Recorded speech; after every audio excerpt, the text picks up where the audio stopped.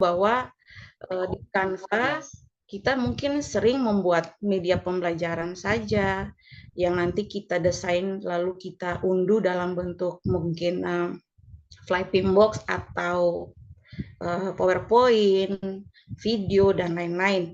Namun ada juga di Canva yang tersimpan, yaitu ada aplikasi untuk kita membuat game. Dan hari ini saya akan pilih ada beberapa item, yaitu kita membuat sekaligus sebagai bagian dari asesmen, lembaran asesmen kita, bahkan media atau bahan pembelajaran kita. Yang pertama itu ular tangga, yang kedua flashcard, yang ketiga puzzle, yang keempat labirin. Mungkin adakah Bapak Ibu guru yang sudah pernah mencoba, tapi malam ini kembali lagi bukan kita menggurui, tapi kita sama-sama berbagi supaya mungkin yang belum sama-sama belajar untuk bagaimana bisa mendesain. Jadi untuk 4 item ini yang saya pilih, ini bisa digunakan untuk semua mata pelajaran. Dan kemarin salah satunya yang sudah saya terapkan untuk salah satu rekan guru kita, yaitu Ibu Samsia, yaitu tentang membuat permainan dengan ular tangga. Bahkan beliau juga sudah menggunakan tipe puzzle, tapi puzzle-nya keping untuk proses pembelajaran di waktu pendidikan guru pendidikan sertifikasi guru dalam jabatan. Nah, bagaimana penjelasannya? Ular tangga ini merupakan template yang mendesain versi digital permainan sesuai kebutuhan dan bisa diunduh, di print atau ditayang melalui monitor langsung pada proses pembelajaran. Jadi ketika kita membuat ular tangga, kita bisa print lalu kita tempel di papan. Kemudian kita bikin dadu, dadunya kita bisa bikin dalam bentuk kubus, atau kita bisa bikin flashcard dadu, jadi ketika dalam proses permainan kita bisa membuat acak-acak kartu seperti anak-anak bermain kartu domino seperti itu. Dan proses untuk memainkan ular tangga ini itu sesuai dengan kriteria yang ditentukan oleh guru dan bagaimana teknik gurunya itu untuk mengatur. Nanti sebentar baru saya tunjukkan salah satu contoh yang sudah dipraktikkan oleh Ibu Samsia.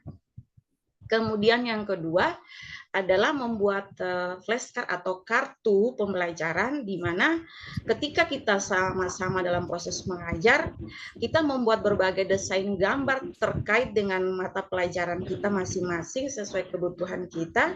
Lalu kita mulai setiap di dalam flashcard itu kita menulis soal di setiap kartu yang kita desain. Misalnya kita gambar paling depan itu kita contoh PKN, kita desain tentang tokoh-tokoh nasional atau simbol-simbol negara, tapi di belakang kartu tersebut kita sudah ketikkan 6 soal untuk nantinya kita bagikan ke anak-anak. Jadi sambil memain kartu mereka bisa menjawab. Nanti sebentar baru kita desain seperti apa.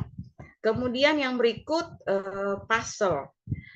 Puzzle ini kita membuat dalam sebuah teka-teki yang bisa digunting berkeping-keping, contohnya kayak begini, atau kita bikin dalam bentuk teka-teki silang criss-cross yang ada juga, dan nanti ada salah satu web yang membantu kita juga untuk kita membuat itu, sebentar nanti saya kasih tunjuk.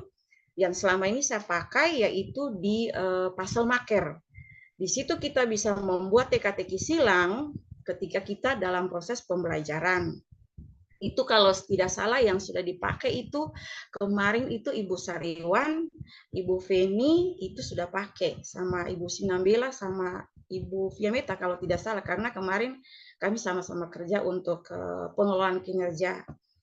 Kemudian yang terakhir itu labirin.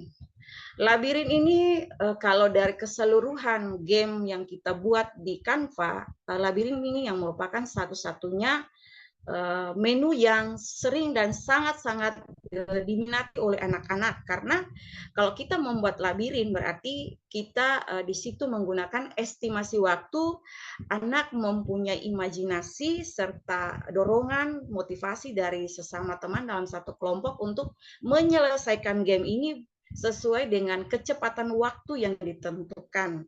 Nah, bagaimana caranya untuk kita mau membuat desain-desain tersebut?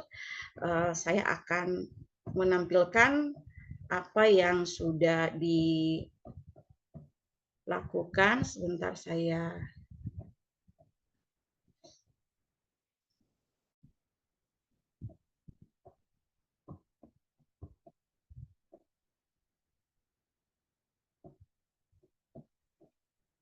contoh.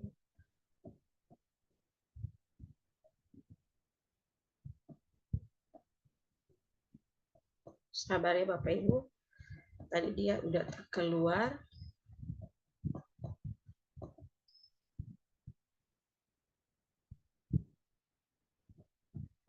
Sebentar, saya punya web tadi keluar.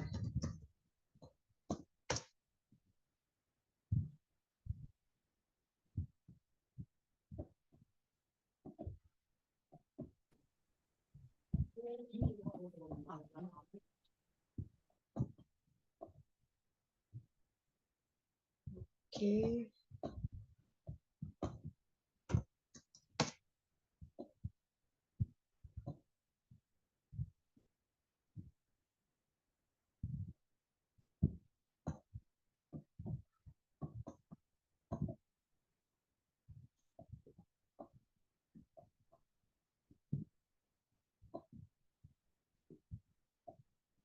Iya, contohnya misalnya kita sekarang mulai mendesain sebuah game yang seperti ini. Contohnya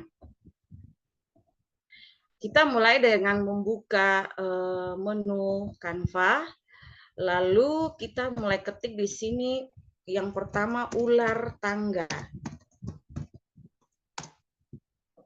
Nah, nanti dia muncul seperti ini. Nah, di sini ada berbagai macam pilihan ular tangga yang bisa kita pakai. Misalnya kita pilih yang ini, contohnya. Lalu di sini ada instruksi sesuaikan template ini. Jadi misalnya ini sudahlah yang kita pakai, maka kita sesuaikan. Kemudian siap-siap untuk kita mendesain.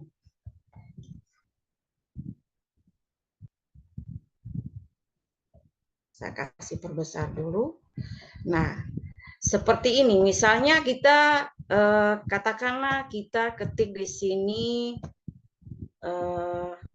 ular tangga semua mapel. Jadi hari ini kita sama-sama praktik. Yang ini tidak perlu kita langsung hapus saja. Lalu kita lihat bahwa anak-anak kan biasanya kita ada yang tahu main ular tangga, tapi ada juga yang tidak ya.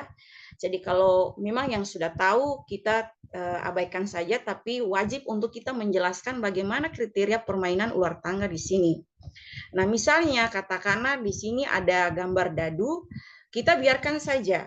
Tapi nanti pada saat kita mau tayangkan misalnya di slide, di papan tulis, kita bisa kasih perbesar dia seperti ini. Nah, kita juga bisa kasih kembali lagi seperti biasa. Lalu bagaimana dia punya cara permainannya? Kita guru wajib menulis kata kunci di dalam kolom-kolom ini mulai dari start. Jadi contoh katakanlah mulai dari mata pelajaran IPS, misalnya kita ketik peta. Terus kita kedua lagi kita ketik misalnya seni budaya nada. Kemudian misalnya IPA kita ketik sel. Lalu misalnya agama Kristen Alkitab. Dan seterusnya dan seterusnya. Lalu kita sudah menyediakan kata-kata kunci di sini. Lalu nanti kita jelaskan ke anak bahwa biasanya kalau main ular tangga itu dimulai dengan angka 6 dulu, baru dilanjutkan seterusnya dan seterusnya. Kemudian kita jelaskan kepada anak-anak juga tanda-tanda tertentu yang ada pada ular tangga ini. Misalnya ada gambar tangga dan gambar anak panah naik, berarti kalau bermainnya kita punya balok atau blok itu angka 2, berarti kita naik 1 oktav ke atas. Jadi hitung 1, 2, 3, 4 ke sini, maka dia akan menjawab kata kunci yang ada di sini. Misalnya